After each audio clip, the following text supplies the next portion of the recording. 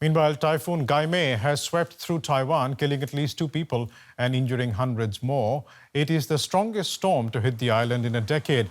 Gaemi is expected to hit eastern China later on Thursday. Areas in the storm's path are preparing for landfall. Meanwhile, rescuers in Taiwan are still working to save more people from the resulting floods.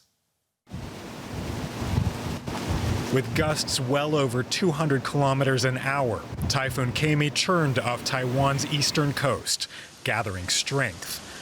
The storm took its first victim in Taiwan before it even made landfall, a motorist crushed by a falling tree. International travelers scrambled to leave the island, rushing to book another more expensive ticket after hundreds of flights were canceled. Thousands of people were evacuated from regions threatened by mudslides. But Taiwan's president urged most of the country to stay put. Safety first, safety first. Thank you, everyone. Let's all do our best. Tens of thousands of Taiwanese soldiers, many who were participating in the country's annual war games, are on call for relief efforts. In the Philippines, where Gaemi struck first, floodwaters in some places reached several meters. Hundreds of thousands of people here have had to flee their homes. We were sleeping when the rain started early in the morning, and we were woken up around 5 in the morning as the floodwaters entered our home. Rescuers here are racing to save lives. There are still people left behind. My wife, cousins and relatives are still in our home. I'd like to have them rescued because the water has reached the upper floor and it's almost under their chin. Many are sheltering at this school in the capital, Manila.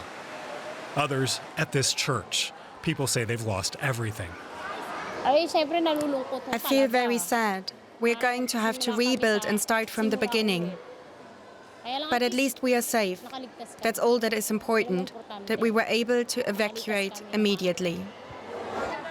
Gaemi's impact is being felt here and across the region, with China also bracing for the storm. DW correspondent James Cheta joins me now for more from Taipei. James, what's the latest with the storm?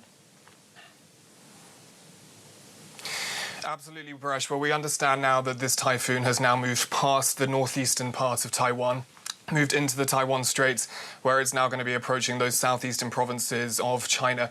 Despite that, many weather warnings are still in place across much of Taiwan today, with businesses and schools shut for a second consecutive day. Most of those nearly 500,000 homes which lost power during this storm have now had their power restored.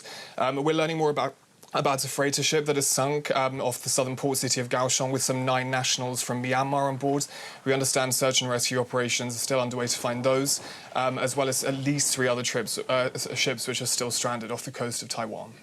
We understand this typhoon, as you just said, is nearing China. What measures are in place to avoid more damage?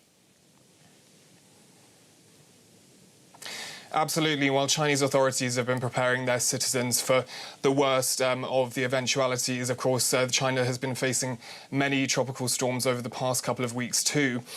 We understand that in the southern province of Fu-Shun, 150,000 people have been relocated in advance of this storm, mostly from coastal areas, and both in Fu-Shun province, but also in Zhejiang province, in that southeastern part of China.